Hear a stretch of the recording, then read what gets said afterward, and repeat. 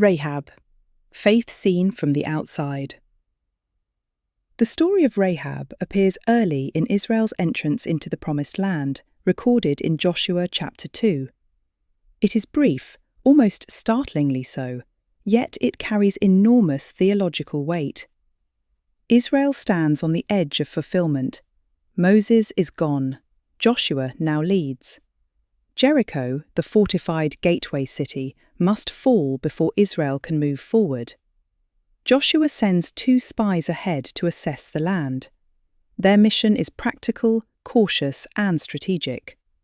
But the story does not follow the spies for long. Instead, it turns its attention to a woman. Rahab lives in Jericho, in a house built into the city wall. Scripture identifies her plainly and without euphemism.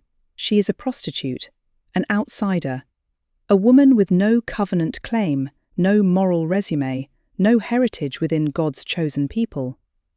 And yet, when the spies arrive, Rahab hides them. This is no impulsive act. When the king of Jericho sends soldiers demanding the men be turned over, Rahab lies to protect them, sending the authorities in the wrong direction while the spies remain concealed on her roof. Later, she explains why. Rahab tells the spies that fear has gripped the entire city. The people of Jericho have heard what the Lord did at the Red Sea. They know how kings were defeated on the other side of the Jordan. The terror is not rumor, it is theological recognition. "The Lord your God," she says, "He is God in heaven above and on the earth beneath." Joshua 2:11. This confession matters. Rahab is not merely afraid of Israel, she believes Israel's God is supreme. She asks for mercy, not only for herself, but for her entire household. The spies agree. They instruct her to tie a scarlet cord in her window as a sign. When Jericho falls, all inside her house will be spared, and when the walls collapse, Rahab lives. She and her family are brought out safely. Scripture tells us she goes on to live among Israel. Later genealogies reveal something astonishing.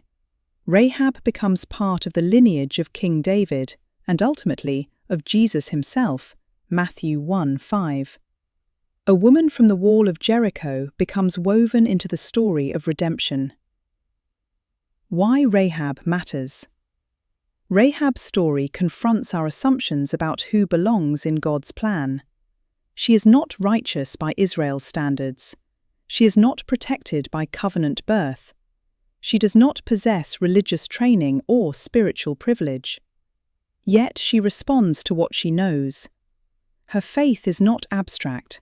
It is decisive, costly, and dangerous. She risks her life. She sides with God before she ever sees his people win. Hebrews 11 includes Rahab among the faithful. James points to her actions as evidence that true faith acts, not merely believes. James 2:25. Rahab stands as proof that faith is not inherited, it is chosen. What is often overlooked? One detail is frequently missed. Rahab believes before Jericho falls. She does not wait for proof. She does not hedge her allegiance. She aligns herself with God while the walls still stand. This is crucial. Many in Jericho feared God's power, but only Rahab trusted his character. Fear alone did not save the city.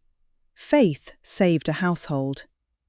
Equally important is this: Rahab's past is never used against her by God. Scripture does not sanitize her story, but it does not chain her to it either. Once she steps into faith, her future is not defined by who she was, but by who she trusted.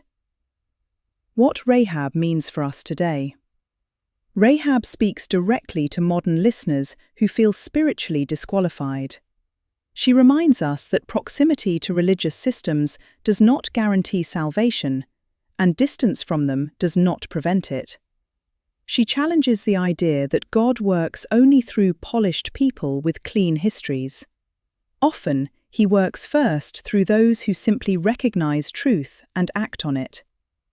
Rahab also warns us, knowledge without commitment is not faith. Jericho knew the stories. Rahab responded to them. Finally, her scarlet cord echoes forward through Scripture, a visible sign of trust, a mark of protection, a reminder that salvation often looks foolish until judgment passes. Rahab's story assures us that faith from the margins still reaches the center of God's plan, and it always has.